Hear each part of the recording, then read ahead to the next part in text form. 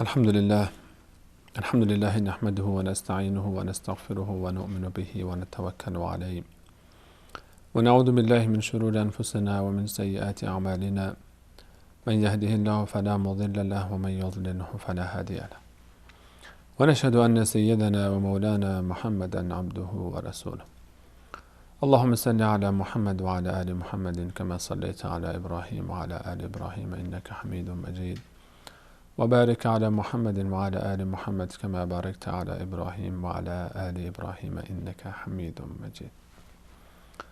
عرض سلام و ادب و احترام دارم خدمت همه شما بینندگان عزیز و ارجمند. با شما هستیم با یکی دیگر از برنامه‌های تجلی اخلاق اسلامی در قرآن.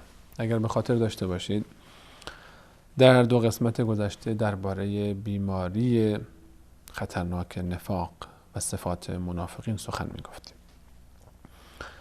اشاره کردیم به آیاتی از سوره مبارکه بقره از آیه 8 تا آیه 20 که در ابتدای قرآن کریم درباره منافقین و صفات اونها ذکر شد در 13 آیه، در حالی که در 2 آیه قبل از این 13 آیه الله تعالی به کفار اشاره می‌کنه در 2 آیه و اینجا 13 آیه رو به منافقین اختصاص داده به خاطر اهمیت خطر منافقین و اهمیت شناخت این گروه مارهای در آستین و اینکه اونها رو بشناسیم و صفات اونها رو و از اونها برحذر باشیم و از اینکه خدای نکرده ما هم در این صفات غرق بشیم و یا اینکه به این صفات مبتلا بشیم. در آیات سوره مبارکه بقره از آیه 8 تا آیه 18 هم رو گذرا بهش اشاره کردیم و گفتیم که الله تعالی منافقین رو توصیف فرمود در آخر آیات. در آیه 17 و آیه 18 در آیه 17 الله تعالی منافق رو به مانند کسی توصیف کرد که آتش روشن کرد در صحرای تاریک و سرد برای گرم کردن خودش و برای راهیابی خودش و برای اینکه به هر حال به نوایی برسه در اون بیابان و همین که آتش روشن شد به یک باره این آتش خاموش میشه. منافق صفتش این گونه است.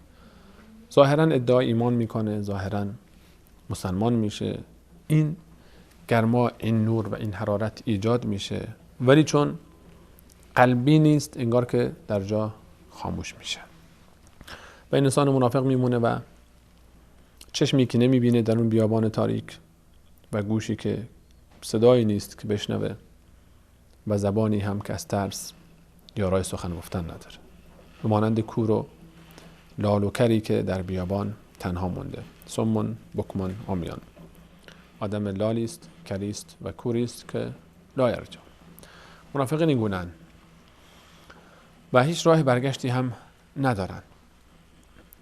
و ادامه آیه الله تعالی در آیه 19 باز تمثیل دیگری رو برای منافقین ذکر می‌فرماید. او کصیب من السماء، مانند باران تندی که از آسمان میباره، فیه ظلمات و رعد و برق، در اون شبی تاریکی که تاریکی هاست، باران تندی که در تاریکی هایی میباره که در اون صدای رعد هست و در اون به هر حال برق هست، یعنی رعد و برق با هم، غرش رعد و تلألؤ درخشش صاعقه هاست و در این بیابان تاریک، هوای تاریک، باران بسیار شدید و تند، صدای رعد، اون ترس هول صاعقه‌ای که داره زده میشه. او کظلمات او کصیب من السماء فیه ظلمات و رعد و برق یجعلون اصابعهم فی آذانهم.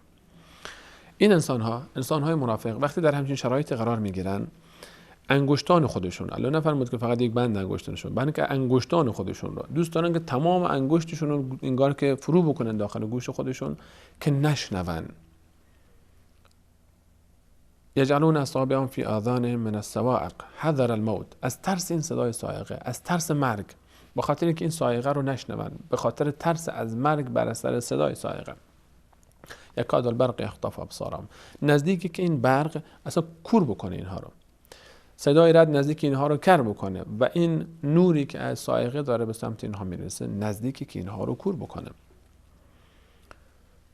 بعد این تمثیل برای منافق تمثیل بسیار عجیبی است. کلما اضاء لهم مشوا فیه.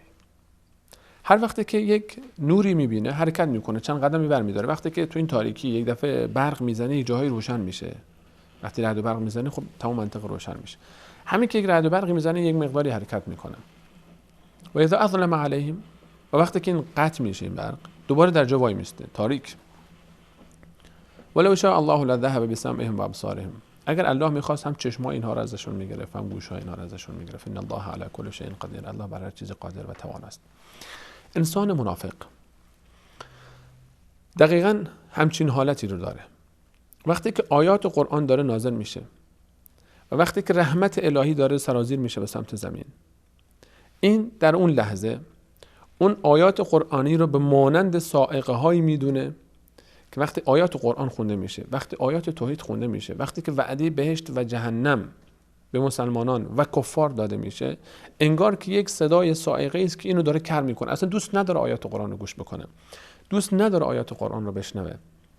وقتی آیات قرآن داره خونده میشه دوست داره که این انگشتش رو تا آخر فرو بکنه داخل گوشش که اصلا نشنوه این قرآن چی داره میگه، نشنوه که این آیات داره نازل میشه و اینها رو داره رسوا میکنه، نشنوه که این آیات بر ضد اینها داره صحبت میکنه. و دوست نداره که ببینه اون نوری رو که وقتی که این آیات نازل میشه، تأثیری رو که میگذاره که دنیا رو روشن میکنه، مانند برقی به جان اینها میفته. وقتی انگار که اصلا داره کور میشه، چشم دیدن نداره. وقتی میبینه که مسلمان ها دارن به جاهای میرسن، مسلمان ها دارن رشد میکنن، مسلمان ها دارن به هر حال همدیگر رو حمایت میکنن، اتحاد بین مسلمین رو نمیتونه ببینه. وقتی که این آقا، وقتی این منافق داره میبینه مسلمان ها روز به روز ترقی میکنن، مسلمان ها روز به روز پایبندیشون به دینشون، به اعتقادشون، به بزرگانشون بیشتر میشه، این چشم دیدن نداره. و اگر الله بخواد اینها رو کور میکنه و کر میکنه، الله به هر چیزی قادره، اما به اینها مهلت میده.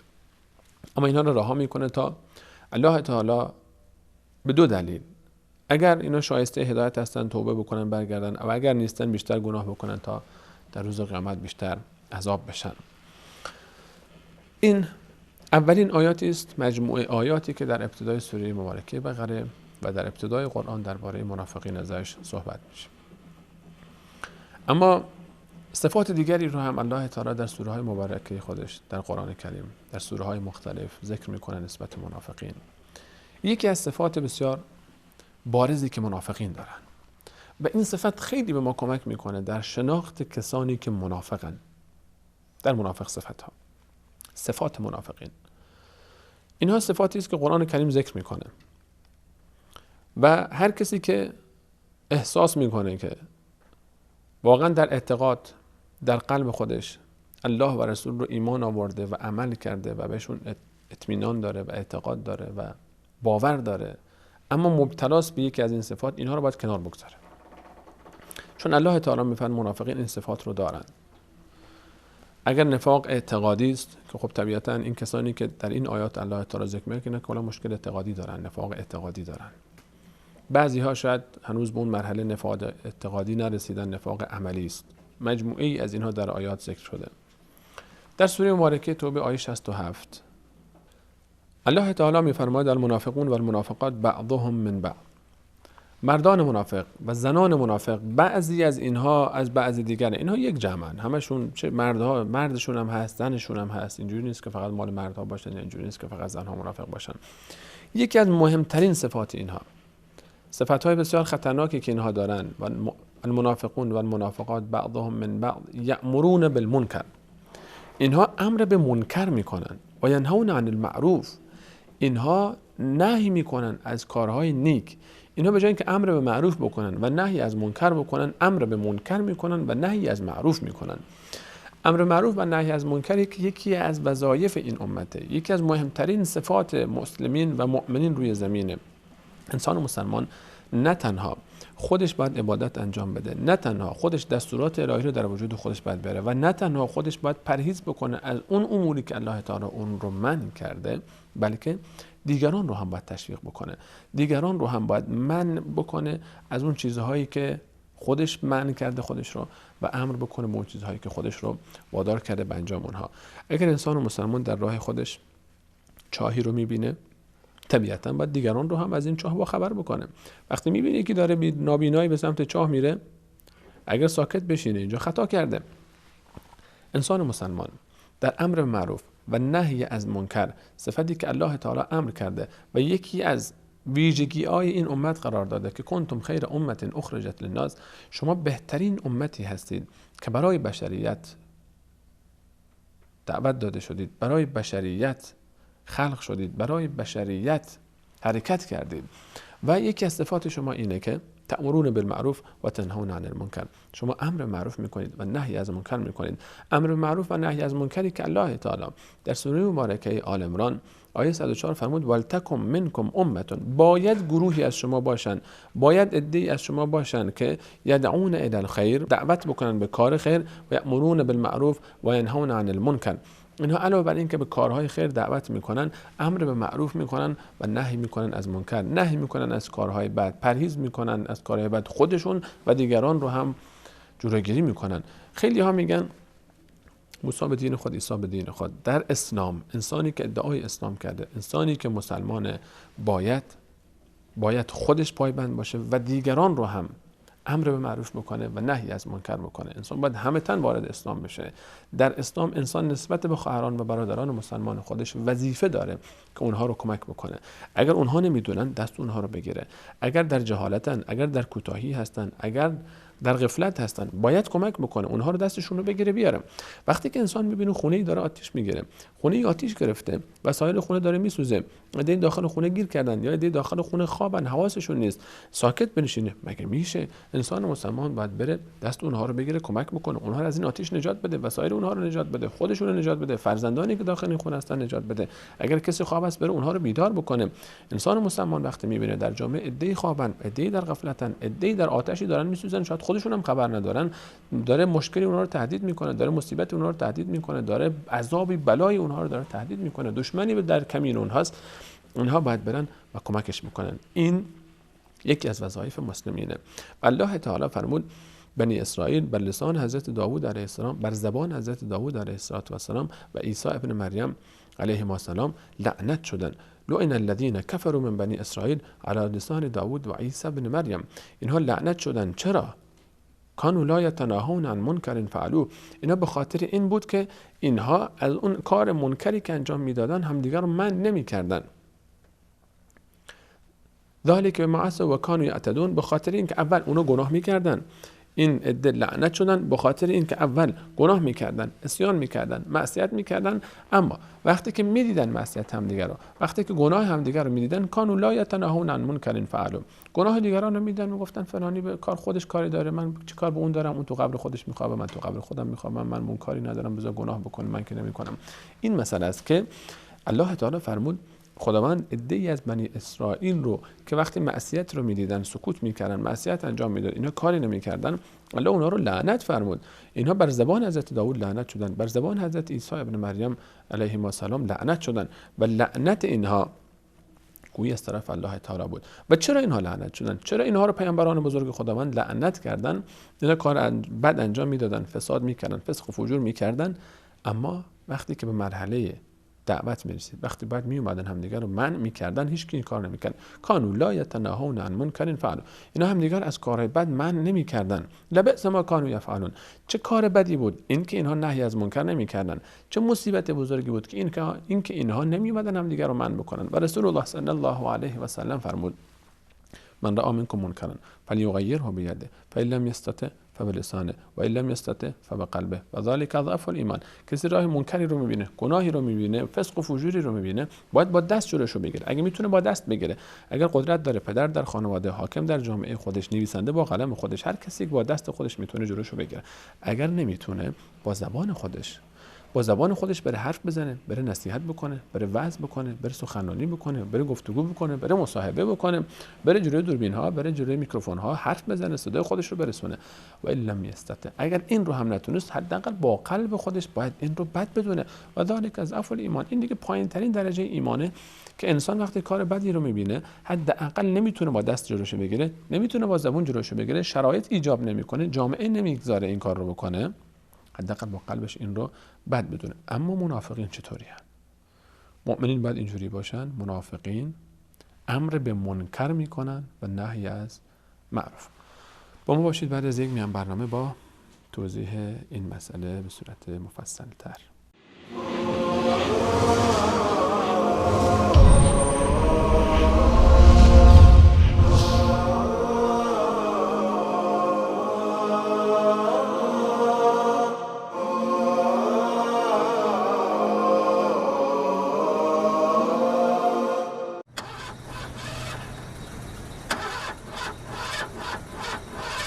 أعيش الحياة بنور الكتاب وهدي الرسول إمام الورى وأقف طريقا به الصالحون وضوء للرشاد وحازوا العلا ففيه السعادة فيه الهناء وطيب المعاش ونيل المنى وتصفو الحياة بهدي الحبيب هلما فسر في ركاب الهدى. رسول الله صلی الله علیه و آله و سلم فرمودند به وعده خود وفا کنید. وأقف طريقا به الصالحون وضوء للرشاد وحازوا العلا أعيش الحياة بنور الكتاب وهدي الرسول إمام الورى وأقف طريقا به الصالحون وضوء للرشاد وحازوا العلا. با عرض سلام مجدد خدمت همه شما بینندگان عزیز و ارجمند، اشاره کردیم که یکی از صفات منافقین اینه که المنافقون و المنافقات بعضهم من بعض. آیه 67 سوره مبارکه توبه. اینا بعضی از اینا هم اصلا مثل یک چیزن، اینا همشون از همن، اینا مثل همن، اینا از یک باندن، از یک پارتن. یأمرون بالمنکر و ینهون عن المعروف. منافقین علاوه بر این که خودشون کار نیک نمی کنند، علاوه بر این که خودشون نهی از منکر نمی کنند، بلکه بدتر از اینکه برن خودشون انجام بدن و یک مرحله اونورتر حتی برن امر به معروف بکنن، نهی از منکر بکنن، اون که هیچی. خودشون انجام بدن امر به معروف، خودشون معروف رو انجام بدن، کارهای نیک انجام بدن، خودشون عبادت انجام بدن، خودشون خیرخواه باشن برای خودشون، اینم که نیست. خودشون منکر انجام میدن که به جای خودشون غرقن در فسق و فجور به جای خود، بلکه بقیه رو هم امر میکنن. یأمرون بالمنکر. اینها میان و چیکار میکنن؟ مردم رو امر میکنن به کارهای منکر. اینها میان در جامعه تشویق میکنن منکرات جامعه رو. اینها میان در جامعه فسق و فجور رو دارن، اینا تشویق میکنن به فسق و فجور. اینا دارن اشاعه میدن، دارن پخش میکنن فسق و فجور رو در جامعه. اینا منکر رو دارن ترویج میدن، اینا بی‌حجابی رو دارن ترویج میدن، اینا فساد اخلاقی رو در جامعه دارن ترویج میدن. اینا با فیلم هایی که در تلویزیون‌های خودشون پخش میکنن، در شبکه‌های خودشون پخش میکنن، دارن مردم رو تشویق میکنن به این فساد اخلاقی، دارن مردم رو میکشونن به این سمت که پایبند نباشن به اصول خانوادگی خودشون، دارن مردم رو اینا رو کلا دارن تحریک میکنن، دارن مردم رو به این سمت هل میدن انگار که آقا شما این گونه باشید. کی گفته یک زن باید فقط یک شوهر داشته باشه؟ بیاید یک زن شوهرم داشته باشه، چند تا دوست پسرم داشته باشه، چه اشکالی داشته؟ اگر مردی یک زن داره چند تا دوست دخترم داشته باشه، چه اشکالی داره؟ بسیار از این فیلم هایی که داره پخش میشه، بسیاری از این برنامه‌های تلویزیونی که داره ترویج میشه، این چیزها رو به مردم میخواد یاد بده. اینها میان چیکار میکنن؟ اینها فسق و فجور رو در جامعه پخش میکنن، تشویق میکنن، پول خرج میکنن، شبکه میزنن، کانال میزنن. اینا میخوان بیان فقط چیکار بکنن؟ مردم رو مانند حیوانات در جنگل، قانون جنگل رو حاکم بکنن بر قانون جامعه. اینا فقط میخوان میان فرهنگ ابتذال رو در جامعه پخش بکنن. مردم لخت بگردن، مردم نیمه عریان بگردن، خانم‌ها نیمه عریان بگردن. اینا دوست دارن این چیزها رو. اینا میان بیشتر این چیزها رو تشویق میکنن، مردم رو دارن تحریک میکنن به این سمت. اینها میان از کسانی حمایت میکنن که جز فسق و فجور در جامعه کار دیگه ای انجام نمیدن. اینها میان با صحبت خودشون، با کلام خودشون، با عمل خودشون، با پول خودشون، با وقت خودشون، با سرمایه خودشون، هر گونه‌ای که باشه، همه شراکاتش فرقی نمیکنه، هر کسی به اندازه خودش در این گناه شریک میشه. همه میان با هم به بهانه دموکراسی، به بهانه آزادی، به بهانه تمدن، به بهانه پیشرفت، به بهانه خدمت به جامعه، به بهانه تنوع، به بهانه هر لفظی رو که میخوان استفاده میکنن و مردم رو میفریبن و امر به منکر میکنن و ینهون عن المعروف. از اون طرف خودشون که کار نیک نمیکنن که چی؟ اون کسانی رو هم که دوست دارن کار نیکی در جامعه انجام بدن، اینها میان اونها رو منع میکنن، جلوی اونها رو میگیرن. اگه کسی میخواد بره نماز بخونه فلان، بیا برش کن مسجد که فردا میری، پس فردا میری، حالا بیا بریم اینجا فیلم میبینیم، بیا بریم بازی میکنیم، بیا بریم فلان جا میریم.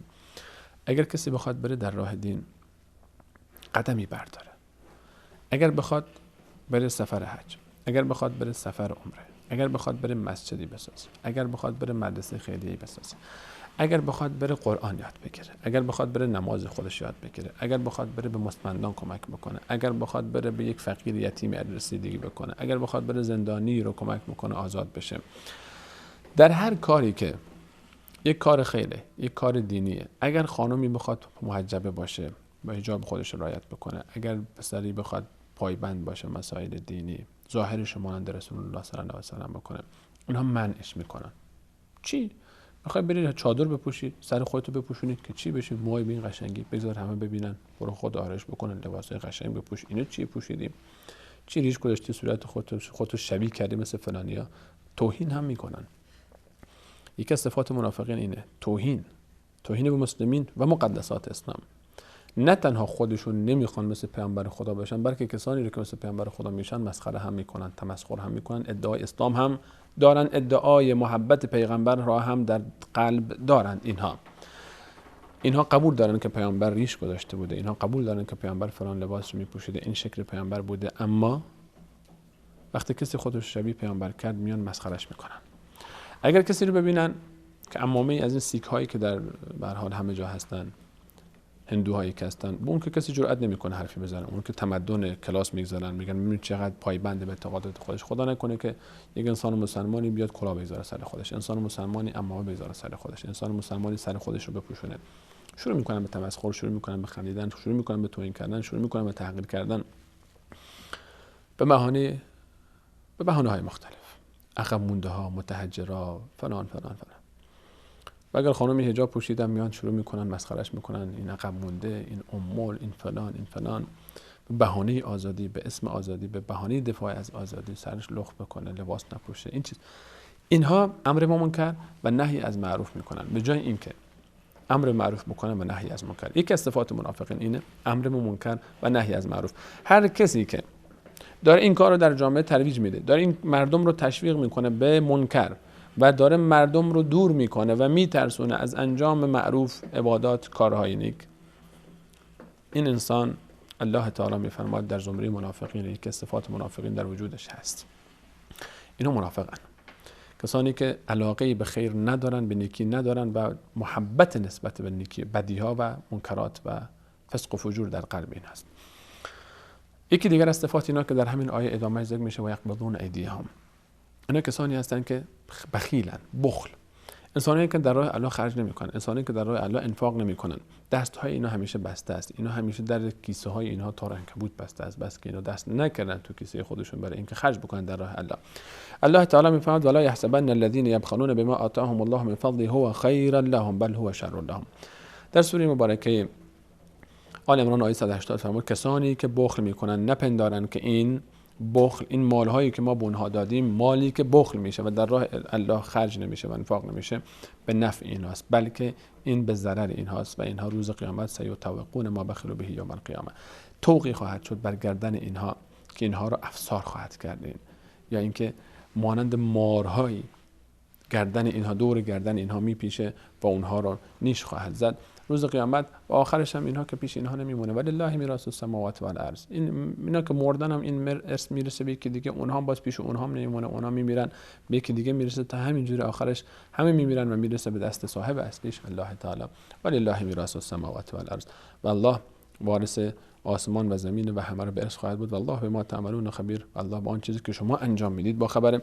و همچنین کسانی که بخل میکنن، یکی از صفات منافقین بخیل بودن. در سوره مبارکه توبه الله تعالی در آیه 35 فرمود در آیه 34 آخر آیه 34 و اول آیه 35 کسانی که ذخیره میکنن طلا و نقره ها رو، کسانی که مال ذخیره میکنن، کسانی که پول رو ذخیره کردن، کسانی که اصلا کلا همینجوری فقط اینها رو ذخیره میکنن، ولا ينفقونها فی سبیل الله والذین یکنزون الذهب والفضة ولا ينفقونها فی سبیل الله فبشرهم بعذاب الیم.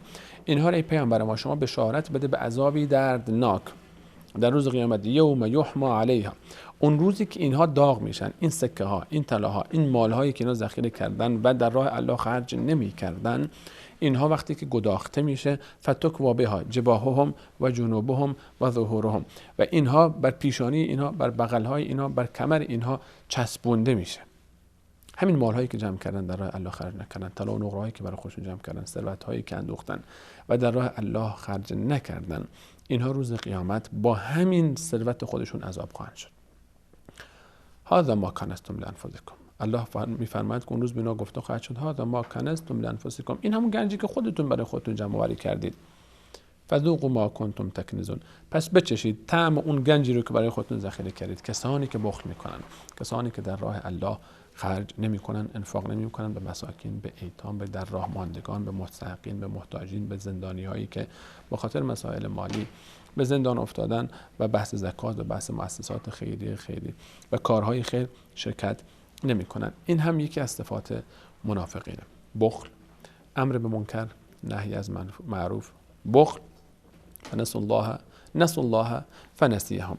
در ادامه آیه 67 سوره مبارکه توبه الله تعالی می‌فرماید اینها الله را به فراموشی سپردند، اینها الله را کلا فراموش کردند، اینها الله رو کلا از یاد بردند. الله تعالی هم میفرماید نسوا الله فنسیهم، اینها الله رو فراموش کردن در زندگی خودشون، گرچه در ظاهر ادعا میکنن که الله رو قبول دارن، ایمان آوردن، اما محبت الله، ایمان به الله، وجود الله، ایمان به وجود الله در اعماق وجود اینها، در اعماق قلوب اینها هنوز داخل نشده. اینها فقط با زبان میگن الله هست، اما با وجود هنوز نگفتن. قلبشون هنوز صحبت نکرده، قلبشون اعتراف نکرده به این حقیقت، قلبشون هنوز تایید نکرده آنچه را که زبان میگوید. یقولون بافواههم ما لیس فی قلوبهم، چیزی رو به زبان میارن که اینها در قلب هنوز بهش نرسیدن و بهش ایمان ندارن. فنسوا الله فنسیهم، اینها کسانی هستند که الله رو کلا به فراموشی سپردن و الله تعالی هم اینها رو در همون فراموشی اونها رها خواهد کرد و الله تعالی هم اینها رو به فراموشی خواهد سپرد. یعنی الله تعالی بی توجه میشه نسبت به اینا و اینها فکر نکنن. کسانی که الله تعالی رو عبادت نمیکنن، یک مسئله بسیار مهم عزیزان دقت بکنن. هر کسی که در دنیا، رسول الله صلی الله علیه و سلم فرمود هر کسی که الله تعالی به او مال داده، به او قدرت داده، به او توانایی داده، در ظاهر در مال دنیا این انسان بسیار موفقه، بسیار ثروت داره، بسیار، یا شاید دور بریا وقتی که ببینن آرزو بکنن مانند قارون یا لیت لنا مثل ما اوتی قارون و همین جملاتی رو بگن کاش به ما اون چیزی داده میشد که به قارون داده شد و چه سرمایه بزرگی نصیب شده. این تعبیری است که در قرآن کریم ذکر شده. کسانی که قارون رو دیدن و اون کبکبه و دبدبه ثروتش رو به این گونه گفتند خیلی متاسفانه امروز هستن و ادعی رو وقتی میبینن این گونه میگن. اگر کسی رو دیده شد، اگر کسی ثروت داره، توانایی داره، خدا بهش مال داده و در مقابل این انسان نماز نمیخونه، روزه نمیگیره، این انسان با الله رابطش خوب نیست، این انسان فاسقی است، انسانی است که در گناهان غرقه، این به چه معناست؟ رسول الله صلی الله علیه و سلم فرمود یقینا بدانید که این استدراج است. استدراج به چه معناست؟ یعنی این که الله تعالی به این شخص مهلت داده پله پله پله بیشتر خودش رو به خشم و غضب خداوند نزدیک بکنه و این هر روزی که میگذره بیشتر در عمق گناه خودش غرق میشه و بیشتر خودش رو به قعر جهنم فرو خواهد برد. و دقیقاً همین محتوا رو آیه 44 سوره مبارکه انعام برای ما بیان می‌فرماید. اونجایی که الله تعالی فرمود فلما نسوا ما ذکروا به فتحنا علیهم ابواب کل شیء، وقتی که اینا فراموش میکنن، وقتی اون انسان‌هایی که الله تعالی رو فراموش کردن و اون چیزی رو که الله تعالی به اونها گفته بود و به اونها یاد داده بود و از اونها خواسته بود به باد فراموشی سپردن، در یک جمله دین الله رو فراموش کردن، انسان‌های خوبی نبودن برای الله و برای دینش، اینها فتحنا علیهم ابواب کل شیء، درهای تمام نعمت‌ها رو الله تعالی می‌فرماید من به روی اینها باز می‌کنم. تمام نعمت‌ها درهاش به روی اینها باز میشه. اینها دقیقاً همون مصداق اینها رو، نمونه اینها رو ما در غرب، در کشورهای غربی داریم می‌بینیم که لحاظ توانایی‌هایی که خداوند به اونها داده در بحث امور دنیوی خیلی از ما پیشترن. فتحنا علیهم ابواب کل شیء حتی اذا فرحوا بما اوتوا، اونقدر الله تعالی به اینها نعمت میده، اونقدر به اینها توانایی میده تا اینکه اینها سرمست میشن از اون چیزی که الله تعالی به اینها بخشیده، تا اینکه اینها از خوشحالی نمیدونن چیکار بکنن، غرقن در نعمتهای خودشون.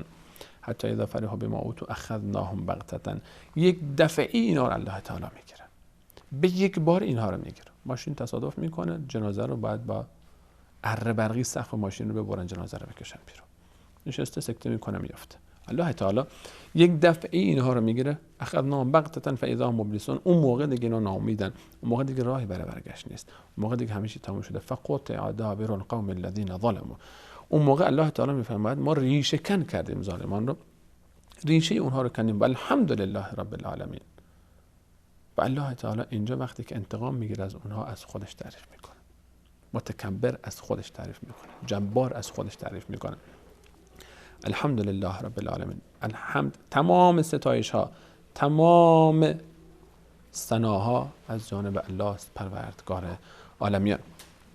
این مسئله بسیار مهمی است. نسوا الله فنسیهم. برگردیم به اون آیه 67 سوره مبارکه توبه. الله تعالی فرمود اینها الله را به فراموشی سپردن، الله هم اینها را رها کرده. در دنیا هر کاری دوست دارن میکنن، هر کاری بخوان انجام میدن، روز به روز در گناهان خودشون بیشتر غرق میشن و روز به روز بیشتر معصیت میکنن و پرونده اعمال خودشون رو سنگین‌تر میکنن، پرونده گناهان خودشون رو روز به روز طویل‌تر میکنن و این باعث خواهد شد که روز قیامت بیشتر عذاب خواهند دید. نسوا الله فنسیهم اولئک هم الفاسقون. اینها همون فاسقان حقیقی هستند، اینها همون کسانی هستند که معصیت میکنن و گرچه ادعای اصلاح دارن، گرچه اینها به اصطلاح خودشون کسانی هستند که همونجوری که در برنامه گذشته عرض کردیم، آیه 13 سوره مبارکه، آیه 12 سوره مبارکه بقره رو اونها میگفتن انما نحن مصلحون، ما داریم اصلاح میکنیم، ما داریم جامعه رو پیش میبریم، جامعه رو ترقی میدیم. الله تعالی فرمود اینها همون مفسدون واقعی هستن، اینها مفسدین واقعی هستن و اینها فاسقن. این آیات رو انشاءالله صفات منافقین رو، صفات مهمی که باید مد نظر ما باشه. این موضوع بسیار موضوع مهمی است، گرچه این سومین جلسه بود که راجع به این موضوع داریم صحبت میکنیم، اما باز هم باید این بحث رو ادامه بدیم. بحث نفاق، همونجوری که الله تعالی در ابتدای سوره بقره به این موضوع توجه ویژه‌ای فرمود، ما هم باید توجه ما نسبت این موضوع بیشتر از این باشه. ان شاء الله این موضوع رو در جلسه بعدی هم باز بررسی خواهیم کرد، صفات منافقین در قرآن. با ما باشید در برنامه بعدی و از اینکه تا این لحظه با ما بودید بسیار سپاسگزارم و ممنون. و الله تعالی حافظ و نگهدار شما.